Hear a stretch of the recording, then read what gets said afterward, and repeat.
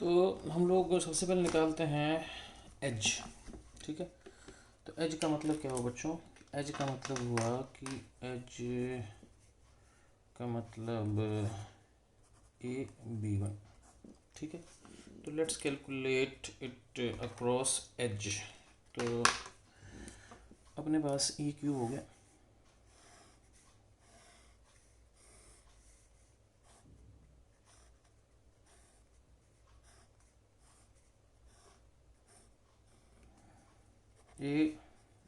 B1 में battery लगा दी मैंने, तो बैटरी लगाने का मतलब एक ऐसी बैटरी लगा दी। ठीक है, अब हुआ कि A B1 में बैटरी लगा दी अपन ने। अब क्या करना है कि ध्यान नहीं देना है कि इसमें AB सिमेट्री तो है लेकिन CD नहीं है। क्यों? CD का मतलब AB का परपेंडिकुलर बाइसेक्टर होता है, कहीं भी बाइसेक्टर नहीं डालना, जो यहाँ से करंट आ रहा जा रहा है उसका परपेंडिकुलर बाइसेक्टर। ठीक है ना?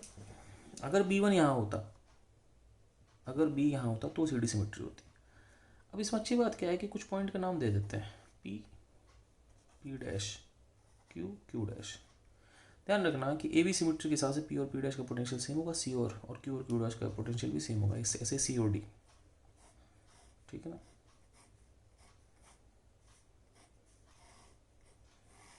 अब क्या करते हैं, A B, यहाँ बैटरी मान लो A और B के बीच में हमने क्या किया, P डैश को मिला दिया, Q डैश को मिला दिया, C D ये रहे पॉइंट आपके पास।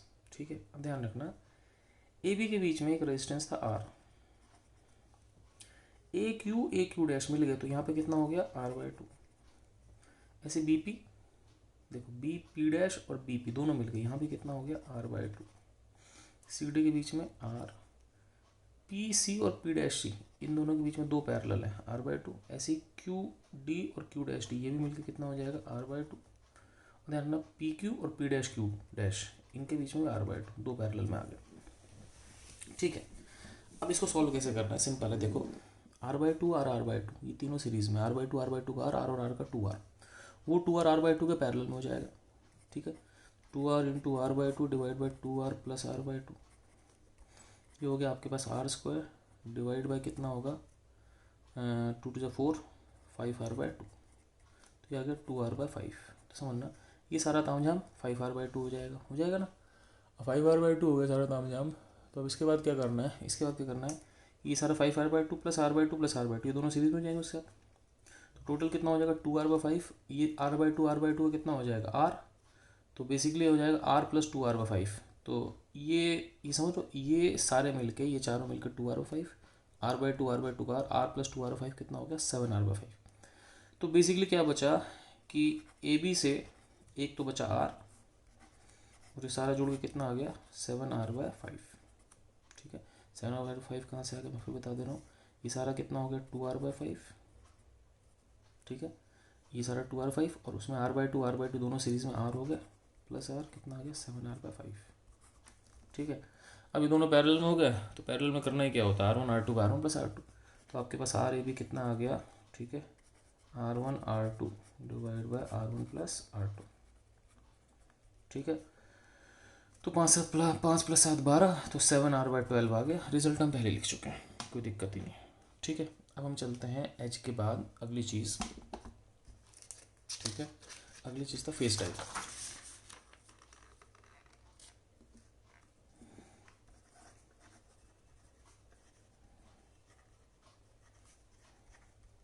ए रूट।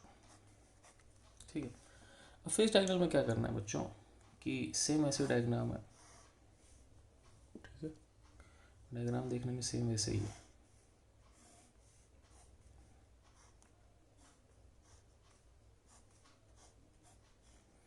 लेकिन जो बीच का डिस्टेंस था वो A√2 था, मतलब एक ही फेस का डायगोनल था। तो ये एक्चुअली ये जो बना है एक्चुअली ऊपर वाला फेस है, तो A और B एक ही फेस के वो है डायगोनल है ना, मतलब नीचे वाला फेस का डायगोनल है। अब इसमें क्या होगा, इसमें AB सिमेट्री होगी और इसमें CD सिमेट्री होगी। सुपर फंटास्टिक चीज़। CD सिमेट्री होने के कारण क्या हुआ कि ये रेजिस्टेंस के ये वाला पॉइंट दोनों का पोटेंशियल V/2 हो जाएगा, तो इसमें तो करंट गया नहीं, खत्म करो। ऐसी इन दोनों पोटेंशियल V/2 हो जाएगा, इसमें भी खत्म करो। ठीक है ना, तो करंट खत्म करने के बाद डायग्राम बच क्या गया, डायग्राम बहुत सिंपल बच गया। क्या डायग्राम बच गया, डायग्राम बच गया ये, क्या बच गया ये। ठीक है, इन दोनों खत्म कर दिया। काम खत्म। अब क्या हो समझना है, 2R का R का 3R, तो ऊपर बच गया R का 2R, बीच में बच गया 3R और नीचे कितना बच गया 2R। अभी तीनों किस में होगा, पैरेलल में होगा, तो 1 बार इक्वलेंट क्या होगा 1/2R plus 1/3R plus 1/2R। ठीक है, एलसीएम हो जाएगा आपके पास 6R, बचेगा 3 + 2 + 3, R इक्वलेंट हो जाएगा 6R/7। ठीक है, तो रिजल्ट हम पहले निकाल चुके हैं शायद। ठीक है, कि गलती कर रहा हूँ, नहीं गलती कर रहा हूँ भाई, कितना होगा 3 3 6 2 8, 8/6R ये हो गया ना, 8/6R हो गया ना, तो R इक्वलेंट कितना हो जाएगा, मतलब 4/3R, तो R इक्वलेंट आपके पास हो गया 3R/4। ठीक है, तो R इक्वलेंट हो गया 3R/4। ठीक है भाई, ये हम रिजल्ट पहले निकाल चुके हैं। अब बचा तीसरा केस। ठीक है, तीसरे केस को भी देख लेते हैं। तीसरा केस क्या है, वो था बॉडी डायगोनल। तो एक फेस का एक कोना, दूसरे फेस का दूसरा कोना। तो बॉडी डायगोनल क्या है, बॉडी डायगोनल मतलब A√3 AB3। अब इसमें क्या था बच्चों, इसमें ऐसा था मेरे पास कि अपने को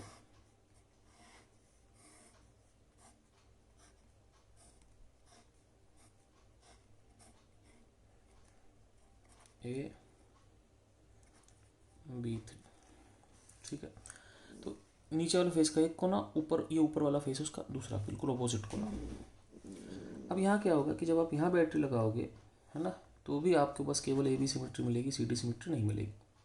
ठीक है, तो हम लोग फिर वही काम करते हैं कि P डैश Q डैश, ठीक है, इसको C बोल देते हैं, इसको D बोल देते हैं। ठीक है, अब हम लोग क्या करते हैं कि हम लोग लगाते हैं इस पर सारा तामझाम। तो लेट्स अप्लाई आर तामझाम। तो AB बैटरी, ठीक है, B यहाँ बना लेते हैं, D यहाँ बना लेते हैं, B से D एक था। ठीक है, अब क्या करना है, यहाँ बनाते हैं C। ठीक है, अब यहाँ पर हो गया आपके पास Q। ठीक, और यहाँ बना दिया P। अब देखो भाई, C से Q डैश, दो रेजिस्टेंस है बेसिकली। ऐसे ही ध्यान रखना, Q से B3 से Q डैश, यहाँ भी दो रेजिस्टेंस है। ठीक है, A से P डैश भी दो रेजिस्टेंस है। ठीक है, P डैश से Q डैश, P डैश से Q दो रेजिस्टेंस है। ऐसे ही D से P डैश, D से P दो रेजिस्टेंस है। ठीक है, तो ये आपके सारे रेजिस्टेंस बन गए। ठीक है, सही। तो कुल मिला के अब देखते हैं कौन सा रेजिस्टेंस कितना होगा। ए से एक ही रेजिस्टेंस था, R ही होगा। ठीक है ना, और ये आपके पास P है। A से P और A से P डैश दो रेजिस्टेंस थे, तो दोनों पैरेलल में हो गया R/2। P से D, P डैश से D, P से D भी दो रेजिस्टेंस है, वो भी R/2 हो गया। C से Q डैश भी दो रेजिस्टेंस है, वो भी कितना हो गया R/2। Q से B और Q डैश से B भी दो रेजिस्टेंस है, वो भी कितना हो गया R/2। ठीक है, B से D एक ही रेजिस्टेंस है, R हो गया। ठीक, अब क्या हुआ कि देखो ये मामला थोड़ा कॉम्प्लेक्स हो गया, ये हल्का सा कॉम्प्लेक्स मामला है। A से Q, B, P। A से Q resistance R plus R/2 कितना हो गया 3R/2। ठीक है, Q से B कितना है R/2। ठीक है, ठीक है, अब देखो B से P कितना है R प्लस R/2 कितना हो गया 3R/2। A से P कितना है R/2। Q से P कितना है, ये भी R/2 है, क्योंकि Q से P और Q डैश से P डैश। ठीक है भाई, तो आपके पास बेसिकली क्या हो गया कि ये एक व्हीटस्टोन ब्रिज है, लेकिन दिक्कत की बात यह है कि जो व्हीटस्टोन ब्रिज है वो कैसा है, अनबैलेंस व्हीटस्टोन ब्रिज है। कैसा है, अनबैलेंस व्हीटस्टोन ब्रिज। ठीक है, तो आपको अनबैलेंस व्हीटस्टोन ब्रिज सॉल्व करना आता है, मैं इस चक्कर में नहीं पड़ रहा। आप सिंपल इसके अंदर बैटरी लगा देना। ठीक है, चलो मैं पढ़ ही लेता हूँ चक्कर में, तुम भी क्या याद रखोगे। तो लेट्स फॉल इनटू चक्कर। तो चलो भाई, पेज नंबर 3 के बाद 4। तो पेज नंबर 4 क्या है कि भाई यहाँ पे था 3r/2, ठीक है, और 3r/2 बीच में r/2, ये भी r/2, ये भी r/2, ये भी r/2, ये कितना हो गया 3r/2। एक बैटरी लगा दी बी, ठीक है, मैं कंफर्म कर लूँ यही है कि नहीं। 3r/2 r/2 r/2 r/2 3r/2, 1 2 3r/2, बाकी सारे r/2, ठीक है। अब क्या करें भाई साहब, अब ऐसा करते हैं 0 v, अब ध्यान रखना अगर यहाँ x होगा तो यहाँ v माइनस एक्स होगा, क्योंकि सिंपल सी बात है, इसका पोटेंशियल डिफरेंस x तो इसका भी x, तो इसका x माइनस 0x, इसका v माइनस x, इतना ही हो गया ना। अब करना क्या है कि मेरे को बेसिकली करंट निकालना ही तो करना है, ठीक है। तो पहले हम जंक्शन लगा देते हैं, कहीं से यहाँ से लगा देते हैं, v minus x minus v by 3r/2 plus v minus x divide by r/2, ये हमारा करंट वहाँ हो जाएगा v minus x minus 0 by r/2 बराबर कितना 0। नीचे से सारे r/2 कैंसिल कर दो, तो ये हो गया आपके पास -x/3 plus v minus 2x plus v minus x बराबर 0, ठीक है, सही है। यहाँ से कितना हो गया आपके पास 2v बराबर 3x plus x/3, v plus v 2v बराबर 2x x 3x plus x/3, ये आपके पास हो गया 10x/3, v आपके पास हो गया 5x/3, हो गया v 5x/3 हो गया। अब बेसिकली मान लो यहाँ करंट I1 है और यहाँ करंट कितना है I2 है, ठीक है, और यहाँ I1 होगा तो यहाँ भी I1 होगा, यहाँ कितना होगा I2 होगा, ये करंट यहाँ पे, ये करंट यहाँ पे, और जो टोटल करंट होगा क्या होगा I1 प्लस I2, तो टोटल करंट हो गया I1 प्लस I2 बराबर V बाय R इक्वलेंट हो जाएगा।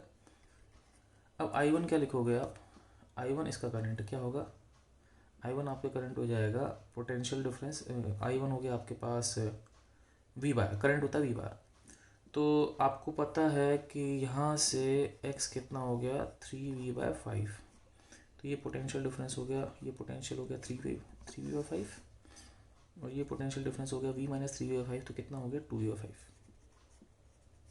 ठीक। तो यहाँ से आपके पास I1 कितना आ गया, I1 इसका करंट है 3v/5 माइनस 0, तो पोटेंशियल डिफरेंस हो गया 3v/5, रेजिस्टेंस हो गया, नहीं मैं दोबारा से लिखता हूँ, पोटेंशियल डिफरेंस हो गया 3v/5, रेजिस्टेंस हो गया आपके पास 3r/2, उसका करंट हो जाएगा पोटेंशियल डिफरेंस 2v/5 और रेजिस्टेंस कितना हो गया r/2, net current equal to v by R equivalent, ठीक है। अब क्या हुआ भाई, 3 से 3 कट गया, यहाँ से आ गया 2v/5r plus 4v/5r is equal to v by R equivalent, 2 4 plus 2 plus 4 6v/5r, यहाँ से R इक्वलेंट कितना आ गया आपके पास 5r/6, ठीक है। तो ये आपके पास R इक्वलेंट आ गया, ठीक है। तो हमारे तीनों चीज़ें आ गई, जो हमने लिखा तो वही आ गई, किस्मत की बात है, ठीक है। अब मैं इसको एक और तरीके से दिखाता हूँ, ठीक है। हम बस इस लेक्चर में बस क्यू भी पढ़ेंगे और कुछ नहीं पढ़ेंगे ना, फिर इसके बाद हमारे बचेंगे इलेक्ट्रिकल इंस्ट्रूमेंट्स, जो कि हम अगले लेक्चर में पढ़ेंगे, ठीक है। देखो हमने जो भी सिमेट्री पढ़ी है सब 2D में पढ़ी है, लेकिन एक बार 3D में सिमेट्री पढ़ के देखते हैं। 3D में सिमेट्री कैसे पढ़ेंगे कि ये निशान कहाँ से आ रहा है, अच्छा समझ गया मैं, निशान ऐसे आ रहे हैं कि एक कागज़ पे जब लिखा जाता है फिर उसको उल्टा जाता है तो उसके निशानी से पड़ जाता है कि नहीं। जैसे कि इस पे लिखा वो निशानी से पड़ गया, तो प्रॉब्लम विद जेल पेन। अच्छा तो अब हम इसको एक और तरीके से करते हैं, ये पेज नंबर 4 था, पेज नंबर 5 बनाते हैं, ठीक। अब देखना, एक समझ ना पाना, देखते हैं आप समझ पाते हो कि नहीं। तो सपोज कि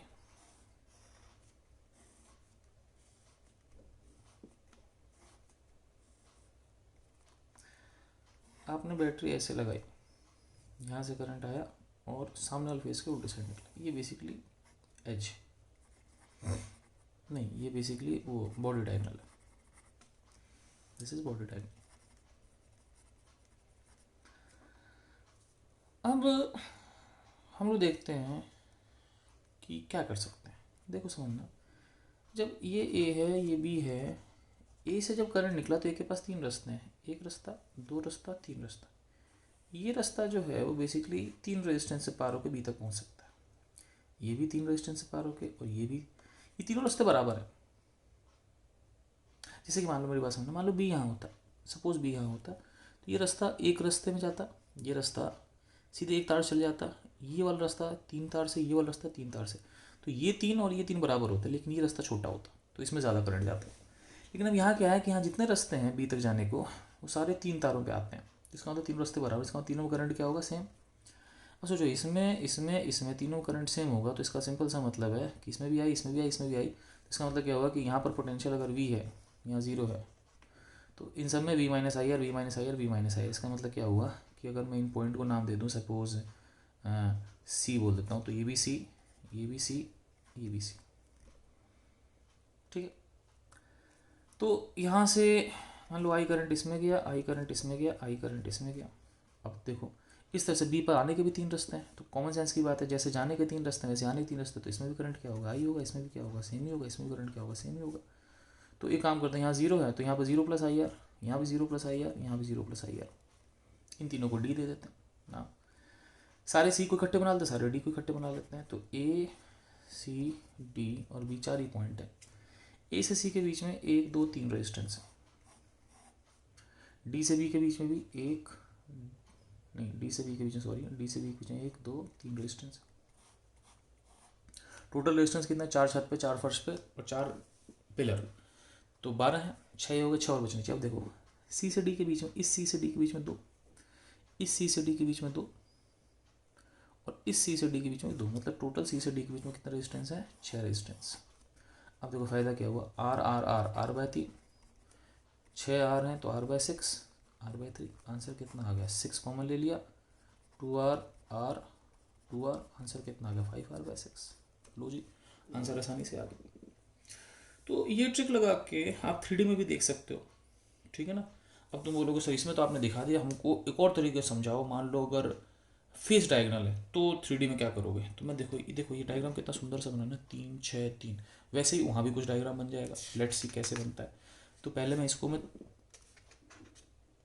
चलो कोई नहीं, मैं पहले इस पेज पे लिखता हूँ, फिर इसके पीछे लिख लेंगे, तब तक वो सूख जाएगा। तो पेज नंबर 6। अब मान लो कि हम बात करते हैं फेस डायग्राम। फेस डायग्राम का मुझे पता है आंसर कितना होता है, 3r/4। देखो आंसर पता है तो सॉल्व हो ही जाएगा, दिक्कत तब है जब आंसर नहीं पता हो, जस्ट जोकिंग।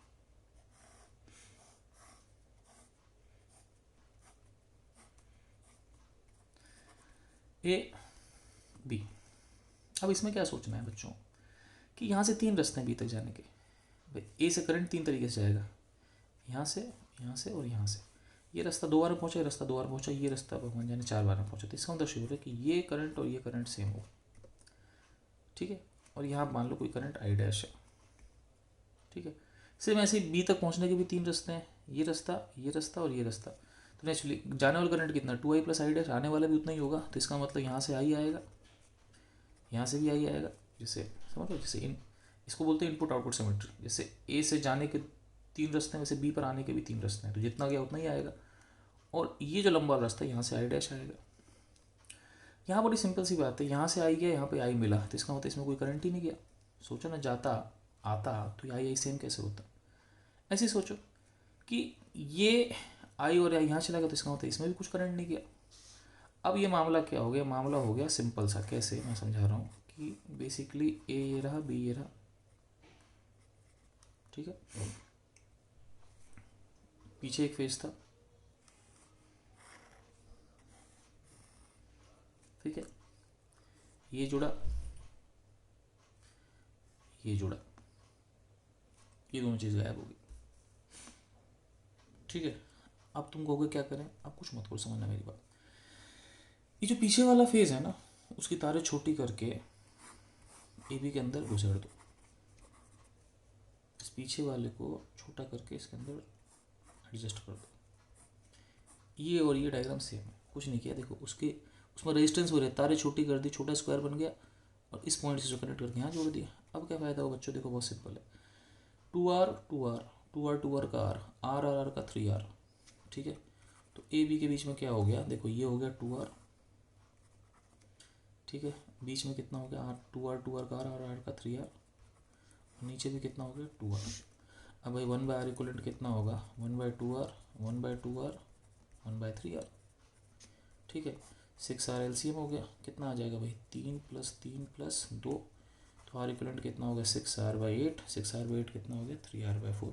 लो जी, ये भी तरीका है अपने पास, तो हम 3D में भी समझ के सॉल्व कर सकते हैं, कोई बहुत बड़ा काम नहीं, ठीक है। तो यहाँ पर हमने क्या किया, हमने पूरा का पूरा क्यूब को अच्छे समझ डाला, बढ़िया से देख डाला, और एक और बच गया, उसको भी कर ही लेते हैं, क्या फ़र्क पड़ता है। एक आखिरी क्यूब बच गया हमारे पास, 3D से करते हैं। कौन सा क्यूब था भाई, एज। तो पेज नंबर कौन सा हो गया, 7। एज को और करना है, तो इतना कर लिया, तो एज भी क्यों छोड़ा।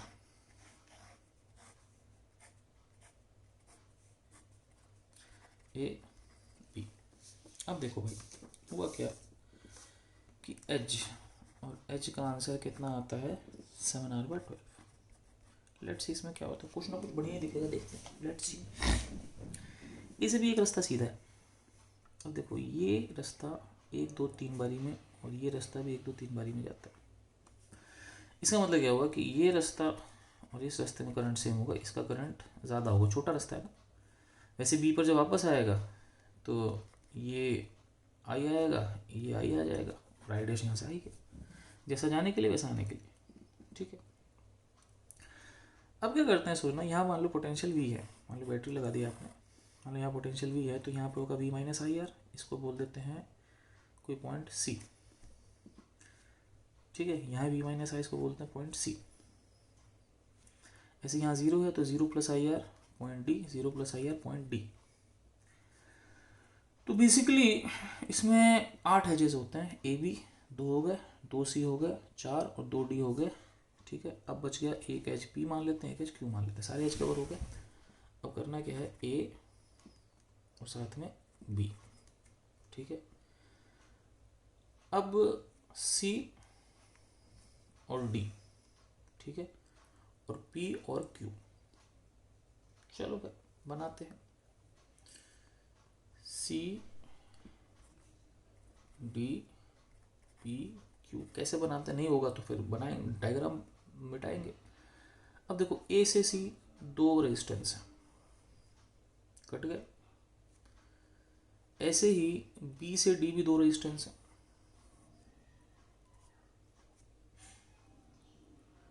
ठीक है।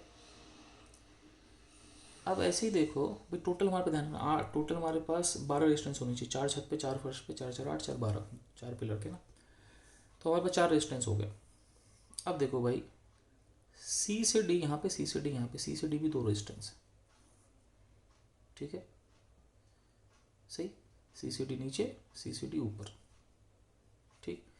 इन दो को भी काट दो, ये हो गया आपके पास। हमारे वो 6 रेजिस्टेंस बचे, कितने, 6 और बच गए।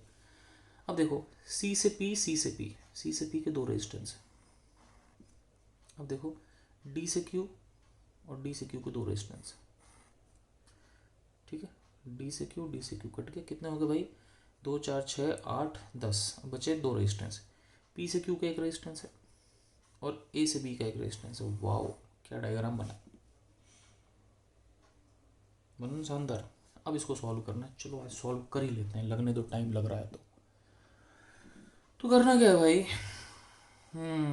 R/2 मैं करूँ सॉल्व, चलो कर लेता हूँ भैया। देखो